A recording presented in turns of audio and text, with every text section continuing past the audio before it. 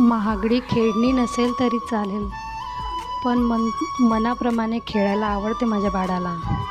छोट्या छोट्या काड्यांमध्ये सुद्धा तो आनंद शोधत आहे आणि बस स्टॉपवर खेळत आहे.